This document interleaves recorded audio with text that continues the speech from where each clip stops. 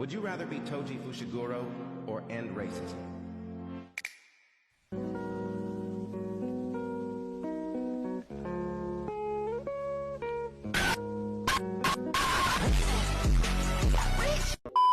La première fois que t'as vu ce personnage, t'as compris. T'as compris que quoi qu'il arrive, qu'il soit méchant ou gentil, tu seras derrière lui. Ce genre de personnage qui remet ton hétérosexualité pendant un moment en question, et finalement tu réalises juste que tu vas être comme lui. Tu vas être comme lui parce que lui, il recule devant rien. Il n'a peur de personne et il sait ce qu'il vaut. S'il aime bien quelque chose, il le fait. S'il n'aime pas quelqu'un, il le tue. C'est le genre de mec, tu lui demandes de tuer quelqu'un, il va te dire ok. Il va pas se dire ouais mais il a une famille, une daronne, etc. Non, pas du tout. Tant que tu payes mon pote, il y va. Et il y va avec une confiance parce que ce n'est pas n'importe quel homme. Il se faisait appeler singe et il rivalise avec les dieux. Cet homme a réussi à battre les deux plus forts exorcistes de cette dernière décennie. Bouleversé par la vie et par la condition humaine, il a décidé de faire de sa vie un jeu. T'as cliqué sur cette vidéo pour devenir comme lui et je suis fier de toi. Parce que t'es sur le bon side du YouTube Manga Game. Alors regarde bien la vidéo jusqu'au bout si tu veux devenir un Toji. Mais avant de vouloir devenir comme lui, retraçons ensemble son histoire pour bien cerner le personnage.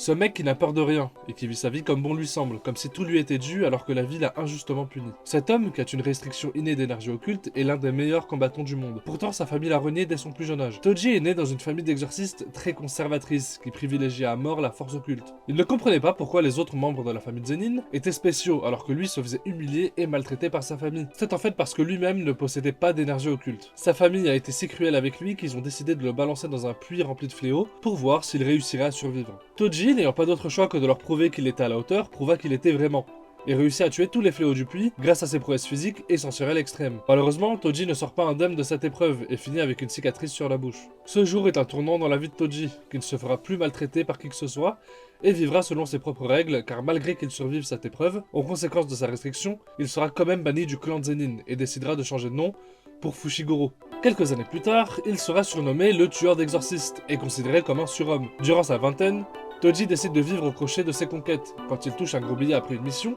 il dépense tout dans les jeux d'argent. Et puis un beau jour, il décide de se marier et de faire un enfant. Peu de temps après, sa femme mourira après la naissance de leur fils qui n'est autre que Megumi. Toji le laissera tomber et retombera dans ses vieilles habitudes, valider des missions, tuer des exorcistes, et perdre son argent dans les jeux. Il fera ça quotidiennement, jusqu'au jour où on lui proposera une mission qui attirera son attention, lui permettant de lui rapporter un pactole.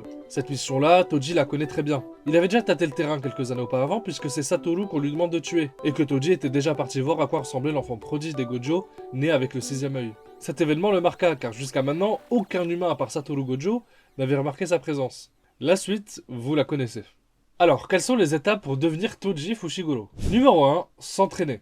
Quand on regarde Toji, la première chose qui nous frappe est qu'il est carrément bien tracé. Il est stock, il a un corps taillé en V. Il fait 1m85 pour 86 kg et on est sur un rapport poids-taille parfait. Son point fort sont ses bras et son dos. N'hésitez pas à faire du gainage quand vous avez le moment, ça vous permettra de tailler le corps et de renforcer votre posture en renforçant votre dos. Par exemple, si vous êtes en train de jouer à un jeu, à chaque mort, vous pouvez faire 30 secondes de gainage. Et vous verrez qu'au fur et à mesure, vous obtiendrez des résultats assez rapidement. Pour ceux qui vont à la salle, il faudra faire en priorité les épaules, les bras et le dos. Et il ne faut surtout pas oublier le cardio les gars. Et oui, Toji se tape des giga fight et il arrive à sourire pendant le fight, tellement il est à l'aise. Et vous, comment vous allez faire quand vous allez vous taper contre des crackheads qui ont cardio illimité? En ce qui me concerne, je suis un Toji qui mange tout et n'importe quoi.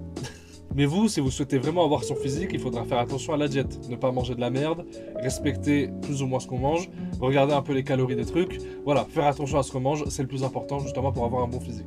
Numéro 2, être un giga tchad. Pour ceux qui ont autant la flemme de faire autant de sport, pas de soucis. Je pense aussi à vous. De toute façon, vous pourrez vous rattraper. Il faudra simplement avoir la même attitude et le charisme que Toji. Vous voyez quand Toji il est au bar et qu'il renverse sans faire exprès le ramen d'un ancien? Mais qu'est-ce que je raconte moi? C'est le vieux qui a renversé ses ramen sur Toji. C'est littéralement le roi de ce monde. Toji c'est un hagar mon pote, il est pas là pour rigoler. Si le mec est pas content, Toji le fume. Et le mec l'a très bien compris. Toji il est en plein téléphone comme si de rien n'était. Le mec il respecte que dalle. C'est ça être un giga tchad. Avoir de l'assurance est primordial. Personne ne doit vous marcher dessus. S'il y a un problème, ça se règle direct. Juste avec le regard, les gens doivent comprendre que vous êtes au-dessus d'eux. Vous n'avez pas de temps à perdre avec des imbéciles qui ne comprennent rien à votre façon de faire et votre façon d'être. Vous êtes en ville, vous allez dans des petites ruelles tranquilles parce que voilà, c'est la ville, c'est comme ça. Paf, gros coup d'épaule, qu'est-ce qu'il y a? Et de toute façon, que va-t-il se passer? Bah rien du tout les gars, vous êtes un boss, je vous le rappelle. Vous êtes un boss. Il y a une célèbre phrase de Toji qui dit « Dieu vous a donné un talent incroyable et vous avez perdu contre un singe ». C'est exactement ce qu'il doit se passer dans votre tête. Vous êtes l'exception qui confirme la règle. règles. Et je vous rappelle que beaucoup de gens veulent ressembler à Gojo Satoru.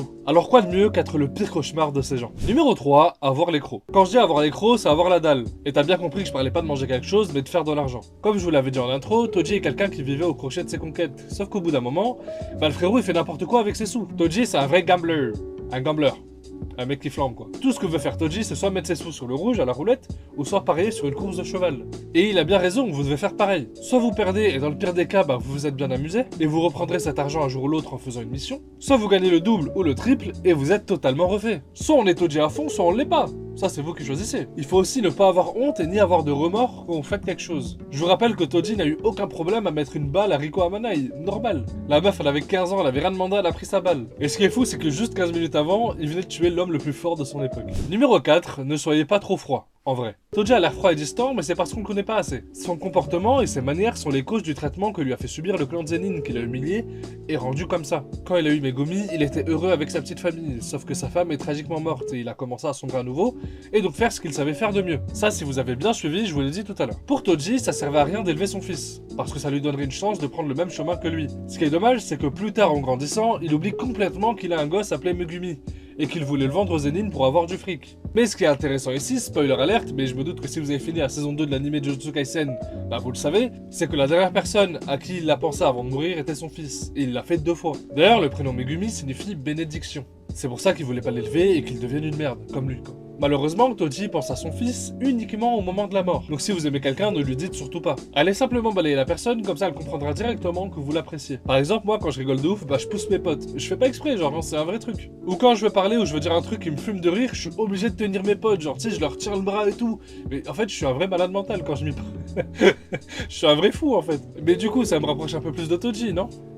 Merci à vous d'avoir regardé cette vidéo, j'espère qu'elle vous aura plu. Si c'est le cas, n'hésitez pas à me le dire dans les commentaires. N'hésitez pas à laisser un like et à vous abonner, ça aide grandement la chaîne à grandir. D'ailleurs, n'oubliez pas que j'ai un Discord les gars, si vous aimez bien ce que je fais, n'hésitez pas à venir sur le Discord, on discute tous ensemble, ça serait cool.